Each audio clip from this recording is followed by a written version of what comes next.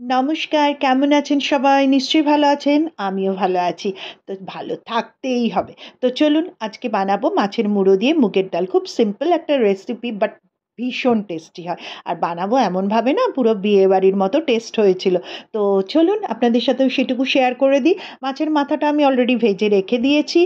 আর এইদিকে ডালটাকে মুগ ডালটাকে শুকনো কড়াইতে একটু টেলে নেব। নিয়ে তারপর ওটাকে সাইড করে রেখে ওটাকে ধোবো। ধুতে তো হবেই, না হলে মুগের ডালের ওই জলের উপরে না পুরো সাদা ফেনাটা ভাসবে। তো চলুন মুগের ডালটা নাড়াচাড়া করে নিয়েছি একটুখানি, এবার এটাকে সাইড করে রেখে এটাকে ধুয়ে রেখে দেব। আর আমি কড়াইতে এদিকে জল বসিয়ে দেবো, জলটা ফুটে উঠলে ডালটা দিয়ে দেবো। আর সাইডে আমার আদার্স যেগুলো লাগবে সেগুলো প্রিপারেশন করতে থাকি চলুন। তো এখানে দেখুন আমি টমেটোর পেস্ট করে নিয়েছি। এবার এর মধ্যেই দিয়ে দেবো পেঁয়াজ আদা রসুন। কারণ আর এখানে না আমি খুব বেশি ফাইন পেস্ট করব না, জাস্ট একটু ওই গ্রেট করা বা চপ করলে যেই রকম হয় ঠিক সেই রকম মতনই আমি রাখবো। কারণ এখানে ফাইন পেস্ট করলে ওটা ভালো লাগবে না। তো চলুন এই যে দেখুন একদম এইরকম ধরনের আমাকে পেস্ট করতে হবে, মানে জাস্ট একবার ঘুরিয়ে হালকা মতো ঘুরিয়ে নিলেই হলো। মানে পুরো ঘুরতে না দিলেও চলবে আর কি মিক্সিং ব্লেডটাকে। তো এইরকমভাবে করে নেবেন, ভালো লাগে একটু। মানে বেশি ফাইন পেস্ট হয়ে গেলে ডালে অ্যাটলিস্ট ওটা ভালো লাগবে না। তো চলুন জল ফুটে উঠেছে, ডালটা ধুয়ে দিয়ে দিয়েছি আমি। এবার ডালটা ডালের মতো হতে থাকুক, যখন সিদ্ধ হবে তারপরে তো আমাকে আবার করতে হবে। তো এইদিকে ডাল দেখুন মোটামুটি সিদ্ধ হচ্ছে, তার মধ্যে দিয়ে দিলাম একটু নুন। আর দেব হচ্ছে হলুদ, স্লাইট হলুদ দিয়ে এবার ডালটাকে সেদ্ধ হতে দেব। তারপরে ডালটা সেদ্ধ হলে, আর এর মধ্যে এখন আর কিচ্ছু দেব না। ডালটা সিদ্ধ হলে পরে তখন একটা আলাদা আলাদা করে রেখে এবার আমি কড়াইতে, এই দেখুন আমার ডাল কিন্তু সেদ্ধ হয়ে গেছে একদম। আর ডালটা ছিল ভীষণ ভালো। তো চলুন এবার আমি ডালটাকে সরিয়ে রেখেছি, এবার কড়াইতে দিয়ে দিলাম সর্ষের তেল। তার মধ্যে দিয়ে দেব শুকনো লঙ্কা, তেজপাতা। আর যেটা দেওয়ার সেটা হচ্ছে জিরে। কিন্তু আমার এখানে জিরে শেষ হয়ে গেছিলো, তো আমি কালো জিরে দিয়েছিলাম। আপনারা চাইলে জিরে দিতে পারেন, চাইলে কালো জিরেও দিতে পারেন, কোনো অসুবিধা নেই। টেস্টের কিছু একেবারে হেরফের হয়নি। তো চলুন এবার আমি যেটা পেঁয়াজ আদা রসুন টমেটো যেটা আমি মানে চপ করার মতো করে রেখেছি সেটাকে আমি দিয়ে দিলাম। দিয়ে এবার এটাকে একটু ভাজা ভাজা করব, করে তারপর একটু জল দেবো। যখন একটু ভাজা ভাজা হয়ে যাবে না, একটু স্লাইট একটু মানে জল দিলে কি হয় বলুন তো, মশলাটা পুড়ে যায় না একদম।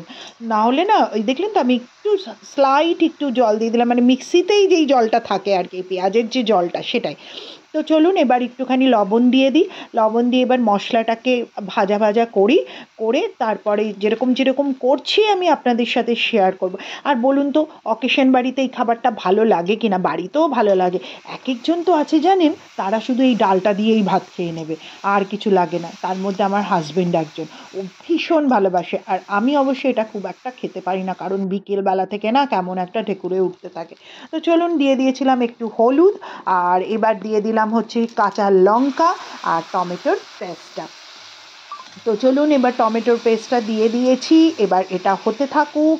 এবার একটু ভাজা ভাজা হোক। হ্যাঁ, যেটা বলছিলাম আমি খেতে পারি না, মানে খাই না বলবো না, আমি সব খাই, আমি সর্বভুকের মতো আর কি, সব খাই। কিন্তু ওই বিকেলবেলা থেকে ঢেকুরে ঢেকুরে উঠতে থাকে, পুরো ঢেকুরোটাই মাথার যে ইয়েটা ওটা একটা উঠতে থাকে। তো সেই জন্য আমি একটু কমই খাই, দুপুরবেলা খেলে রাত্রে আর খাই না। তো চলুন মাছের মাথাটাও অ্যাড করে দিলাম। এবার মাথাটাকে একটু ভাঙার চেষ্টা করছি, মাথাটা এত বড় ছিল মানে ভাঙতে অসুবিধা। অ্যাকচুয়ালি ভাঙাটা খুব একটা কষ্টকর না, কিন্তু যেহেতু আমার হাতের রিস্টের প্রবলেমটা আছে, তারপর থামের প্রবলেমটা আছে, সেই জন্য আমি প্রেশার খুব একটা দিতে পারছি না বলেই সমস্যাটা। আদারওয়াইজ আপনারা ইজিলি ভেঙে নেবেন। তো চলুন এইবার এটাকে একটু ভাজা ভাজা করি, করে এবার আমি দিয়ে দেবো এর মধ্যে একটুখানি জিরের গুঁড়ো। একটু জিরে তো আমি গোটা জিরে দিতে পারলাম না, একটু জিরের গুঁড়ো ধনের গুঁড়ো এই দুটো জিনিস আমি একটু দিয়ে দেবো। তো প্রথমে দিলাম জিরের গুঁড়ো, এবার দিয়ে দেবো একটু ধনের গুঁড়ো। এই যে চলুন ধনের গুঁড়ো দিয়ে দিলাম। তো ধনের গুঁড়ো দিয়ে এবার একটুখানি ভালো করে নাড়বো। আর তারপরে দেব হচ্ছে গরম মশলার গুঁড়ো পাউডার। তো সেটা দিয়ে তারপরে আমরা এই দেখুন ভাজা ভাজা হয়ে এসছে কিন্তু পুরো, এই যে জলটা এটা আমি দিলাম ডালের যে জলটা সেই জলটাই দিলাম আমি, কিন্তু এক্সট্রা অন্য কোনো জল অ্যাড করিনি, কারণ ডালের যে জলটা সেটাই দিয়েছি। তো চলুন এবার দেখুন মোটামুটি কিন্তু হয়ে এসছে। এবার মেন জিনিসটা দিলেই আমার হয়ে যায় একটু ফুটিয়ে নিলে। তো এই যে গরম মশলা আমি অ্যাড করে দিলাম। তো গরম মশলা অ্যাড করার পরে আর বিশেষ কিছু আমার কাজ নেই। এবার এটাকে একটু উল্টে পাল্টে আমি এইবার আমার যে সেদ্ধ করা ডালটা রয়েছে সেই ডালটাকে এইবার আমি অ্যাড করে দেবো। বাস হয়ে গেল রান্নার মেন কাজ। এবার কাজ করবে হচ্ছে গ্যাস। তো এবার এটা ফুটতে থাকুক। তার সঙ্গে আপনাদের সাথে কিছু কথা বলে নিই। সেটা হচ্ছে যেটা আপনাদের কাজ সেটা হচ্ছে অতি অবশ্যই একটু লাইক করা, একটু কমেন্ট করা আর চ্যানেলটাকে সাবস্ক্রাইব করা। তো কেমন লাগলো আমার ভিডিওটা সেটা একটু জানাতে ভুলবেন না। আপনারা যদি ভালো মন্দ যাই বলবেন সেটা শুনতেও ভালো লাগে, মনে হয় যেন একটা করে বন্ধু বাড়ছে। তো বন্ধু বানাতে তো ভীষণই ভালো লাগে, আর আমার তো খুবই ভালো লাগে বন্ধু বানাতে। তো দেখুন আমার ডাল কিন্তু টকবক করে ফুটছে। তো তার মানে বুঝতেই পারছেন আমার রেসিপি এবার হয়ে এসছে। আর হ্যাঁ, আমি এর মধ্যে একটু স্লাইড চিনিও দিয়েছিলাম, কিন্তু সেটা ভিডিও করতে আমি ভুলে গেছি। তো যাই হোক, খেতে দারুণ হয়েছিল।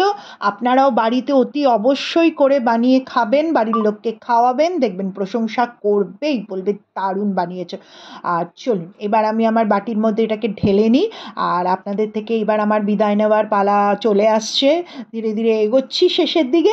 তো আপনারা এরকমভাবেই সঙ্গে থাকুন, ভালো থাকুন, আর ভিডিওটাকে পুরোটা দেখবেন, স্কিপ করবেন না। জানি আপনারাও জানেন এটা বানাতে, তবুও একটু দেখলে পরে ভালো লাগবে। আর এরকমভাবে বানিয়ে দেখবেন। অনেকে সিম্পল করেন, এটাও কিন্তু সিম্পল। এরকমভাবে বানিয়ে দেখবেন। আর হ্যাঁ, একটু ঘি দেবেন।